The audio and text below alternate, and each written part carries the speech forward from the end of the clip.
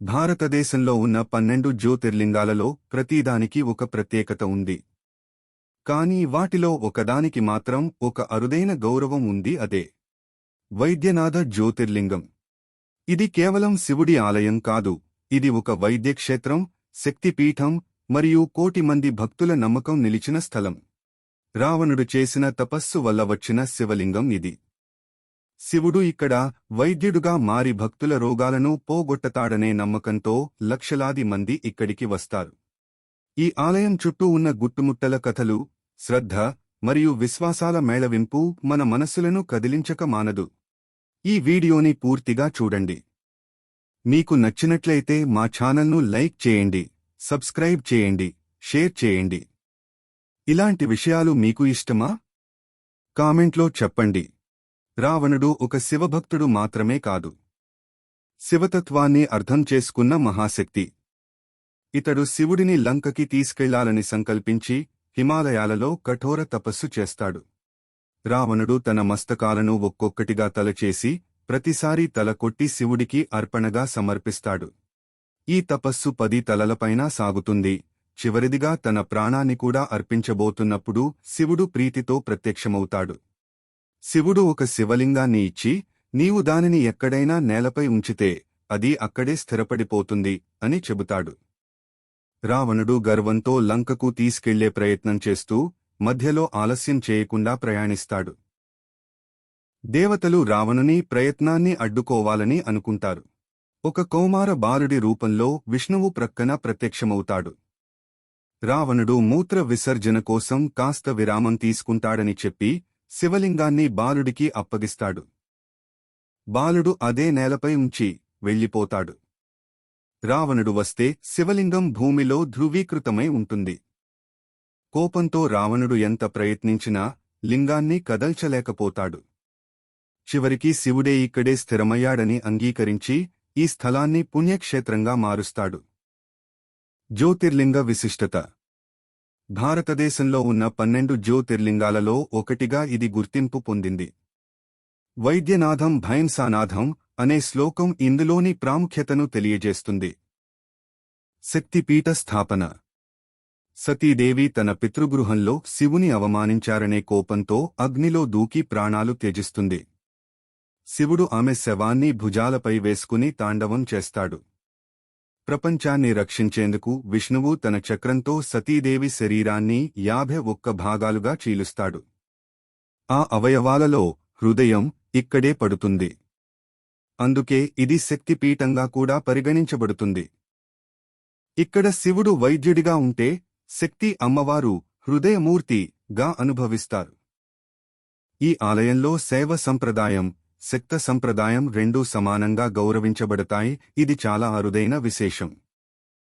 యాత్ర ప్రారంభం. ప్రతి శ్రావణ మాసంలో లక్షలాది భక్తులు బిహార్లోని సుల్తాన్గంజ్ వద్ద గంగా నదిలో నీటిని తీసుకుని దాదాపు 100 కిలోమీటర్ల దూరం నడిచి వైద్యనాథ ఆలయానికి చేరుకుంటారు. గంగ జల అభిషేకం. ఈ యాత్రను కాంకన్ యాత్ర అని అంటారు. భక్తులు తమ భుజాలపై కాంవర్ మోసుకుంటూ ఎలాంటి తినీభోగాలు లేకుండా, నిద్ర లేకుండా ప్రయాణిస్తారు. బోల్ బం ధ్వని. ప్రతి అడుగులో బోల్ బం, హర హర మహాదేవ్ అంటూ నినాదాలు చేస్తారు. ఇది కేవలం యాత్ర కాదు, ఒక భక్తి యజ్ఞం, శరీరాన్ని శ్రమపెట్టి ఆత్మను శివునికి అంకితం చేసే సాధన. వైద్యుడైన శివుడికి ప్రత్యేకమైన ప్రార్థనలు. భక్తులు తమ ఆరోగ్య సమస్యలు, కుటుంబ సమస్యలు, ఆశయాలు అన్నింటినీ కాంకన్ ద్వారా శివుడికి వినవిస్తారు. గర్భగుడి నిర్మాణ విశేషం. ఆలయ గర్భగుడిలో ఉన్న శివలింగం చుట్టూ 21 ప్రత్యేక స్థలాలు, పీఠాలుగా గుర్తింపు పొందాయి. ఇవి అన్ని శక్తి దేవతల సన్నిధిగా భావించబడతాయి. వేదాంతం ప్రకారం ఈ 21 పీఠాలు మన శరీరంలో ఉన్న 21 ముఖ్య శక్తిచక్రాల ప్రతీకలు కావచ్చు. శివుడి చుట్టూ శక్తుల పరాకాష్ఠి ఉండటం వల్లే వైద్యంగా ఆయన భక్తులు అనుభవిస్తారు. విశ్వనాథుని చుట్టూ విశ్వదేవతలు. ఇది ఒక మినీ కోస్మిక్ యూనివర్స్లా ఉంటుంది. శివుడు కేంద్రంగా ఉండగా చుట్టూ శక్తులు, దేవతలు నిలిచినట్టుగా భావించవచ్చు. దీనికి గమ్యం శివం ద్వారా విశ్వాన్ని చేరుకోవడం. పోస్టాఫీసుకి లక్షల లేఖలు.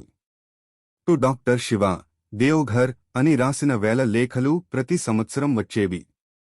ఈ లేఖల్లో శరీర సమస్యలు, మనోవ్యధలు, పిల్లల చదువుల ఆశలు, ఉద్యోగ అవకాశాల కోసం ప్రార్థనలు ఉంటాయి.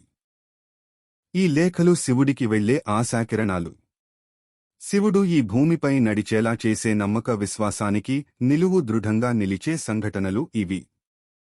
ప్రపంచం మనకోసం మారదు. కాని మనం మారినప్పుడే ప్రపంచాన్ని చూసే దృష్టి మారిపోతుంది. వైద్యనాథుని గర్భగుడిలో ఒక్కసారి మన హృదయాన్ని అర్పించినప్పుడే మన భయాలు, బాధలు, అనిశ్చితులు.